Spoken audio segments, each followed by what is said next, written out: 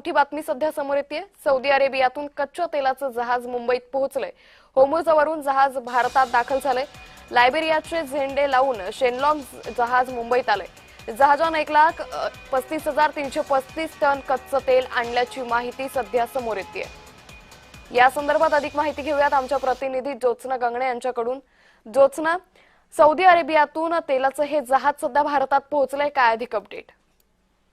अगदी बरोबर आहे। आपण बघतोय की सौदी अरेबियाकडनं म्हणजे गेल्या काही दिवसांपासून जे आहे ते मुंबईपासून ते संपूर्ण देशभरामध्ये जे आहे ते कच्चं तेल आणि त्याचबरोबर इंधनाची जे आहे ते मोठ्या प्रमाणात तुटवडा जो आहे तो जाणवत होता आणि त्याच पार्श्वभूमीवरती जे आहे ते केंद्र सरकारकडनं सातत्याने प्रयत्न केले जात होते की जे काही आखाती प्रदेश आहेत त्याच्यातून कच्चं तेल जे आहे ते लवकरात लवकर भारतात पोहोचावं आणि त्याचमुळे सौदी अरेबियातून कच्च्या तेलाचं पहिलं जहाज जे आहे ते आता मुंबईत पोहोचलेलं आहे आणि होर्मुझवरून जे आहे ते जहाज भारतात दाखल झालेलं आहे आणि लायबेरियाचे झेंडे लावून शेनलॉंग जहाज हे मुंबईत दाखल झालेलं आहे। या जहाजानं जवळपास 1,35,335 टन कच्चं तेल जे आहे ते मुंबईत आणलेलं आहे। त्यामुळे कुठेतरी आता मुंबईकर असो किंवा संपूर्ण महाराष्ट्रामध्ये जो कच्च्या तेलाचा इंधनाचा जो तुटवडा आपल्याला पाहायला मिळतो तो तुटवडा आता जाणवणार नाही।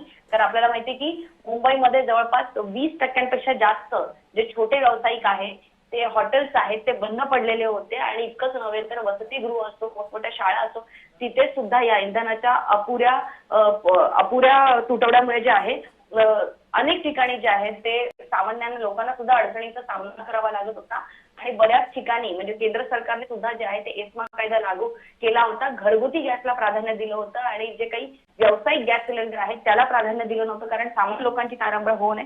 तरी सुद्धा अनेक ठिकाणी जे आहेत ते कच्चं तेल असो किंवा गॅसचं इंधन असो या संदर्भात जे आहे ते काही काळा बाजार जो आहे तो समोर आलेला होता। मात्र आता हे जे मोठं जहाज जे आहे ते सौदी अरेबियातून आलेलं आहे त्याचा एक खूप मोठा फायदा खास करून मुंबई आणि मुंबईमध्ये जे छोटे व्यावसायिक आहेत त्यांना होणार आहे आणि लायबेरियाचे झेंडे लावून जे आहे ते या ठिकाणी हे जहाज पोहोचलेलं आहे आणि खूप महत्वाचं आहे कारण खूप कमी साठा नाहीये तर जवळपास 1,35,335 टन हा साठा जो आहे तो पोहोचलेला आहे आणि त्यामुळे पुढचे काही दिवस जे मुंबईकरांना भीती होती की येत्या आठवडाभरामध्ये जवळपास मुंबईचे म्हणजे अगदी आपण तिथं बघायला गेलं की 50% जास्त हॉटेल्स आणि सरकारी कॅन्टीन जे आहेत ते सुद्धा बंद होण्याच्या मार्गावरती होते आणि त्यामुळे हा एक मोठा दिलासा सरकारी कार्यालयांना सुद्धा आहे, छोट्या व्यावसायिकांना पण आहे।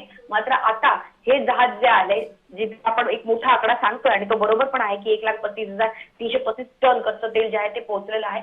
मात्र याच बरोबर हा जो पुरवठा आहे तो सातत्याने सुरू राहिला पाहिजे कारण अमेरिका आणि जे इराणचं युद्ध सुरू आहे त्याच्यामध्ये हे युद्ध आणखी किती वेळ सुरू राहणार याकडे सर्वांचं लक्ष असेल आणि हे जर युद्ध आणखीन काही दिवस सुरू राहिलं तर मात्र या अडचणी ज्या आहेत त्या आणखीन वाढू शकतात। आपल्याला माहिती गेल्या 2 दिवसांपासून अमेरिका जे आहे आणखीन इराणच्या बाबतीत जे आहे ते आक्रमक झालेलं आहे। तेहरानमध्ये सुद्धा अमेरिकेने मोठमोठी क्षेपणास्त्र टाकून जे आहेत ते मोठमोठे बॉम्बलास्ट तिथे घडवलेले आहेत। त्यामुळे इराणचं सध्या कुठल्याही देशासोबत म्हणजे भारतासोबत इराणचे संबंध खूप चांगले आहेत। मात्र इराणवरती झालेल्या या हल्ल्यामुळे जे आहे ते तिकडच्या आसपास असलेले देश सुद्धा जे आहेत ते मोठ्या प्रमाणात घाबरलेले आहेत आणि त्यामुळे आखाती देशांचं आशिया खंडातील देशांसोबत जे आहे ते वाहतूक म्हणजे खास करून जी समुद्र वाहतूक जी आहे ती मोठ्या प्रमाणात खूप कडक नियम जे आहेत ते लागू करण्यात आल्यामुळे आणि त्याचबरोबर सुरक्षेच्या दृष्टिकोनामुळे जे आहे ते आखाती प्रदेशांपासून जे काही कच्चं तेल असो किंवा जो काही माल असेल जो भारतातून किंवा आशिया खंडातून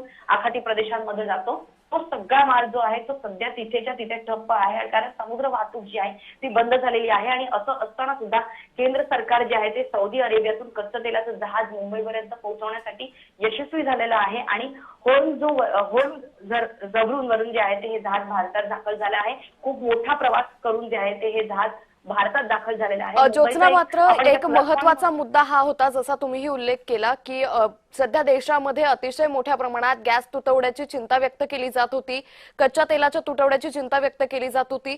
त्यानंतर आता हे तेल जेव्हा भारतात पोहोचलंय भारतासाठी हा किती मोठा दिलासा म्हणावा लागेल? हा आकडा जो आहे तो 1,35,335 टन कच्चं तेल पोहोचले। हा आकडा कितीही मोठा दिसला तरी याचा सातत्याने पुरवठा होणं अंकिता फार महत्वाचं आहे कारण आपल्याला माहिती आहे की भारताची लोकसंख्या जी आहे ती जगातली 1 नंबरची लोकसंख्या आहे।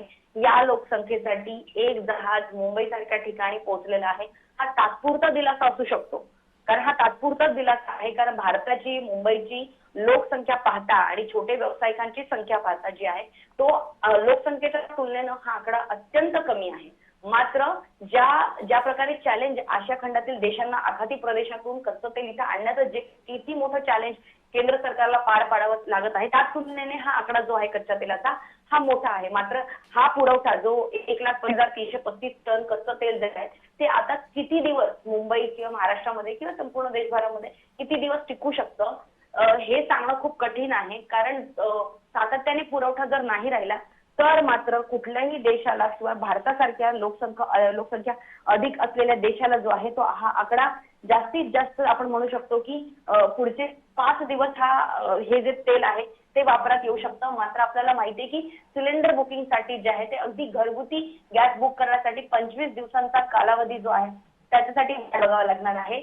आणि जे छोटे व्यावसायिक आहेत त्यांनी आता कधी गॅस बुकिंग केलेलं आहे किंवा त्यांच्याकडे किती लायसन्स, कारण सगळे छोटे व्यावसायिक जे आहेत त्यांच्याकडे कागदपत्राची पूर्तता नसते. मात्र अशा वेळी जे आहे ते मुंबई महानगरपालिका निश्चित ज्योत्स्ना, मी तुम्हाला असंच थांबवून ठेवते.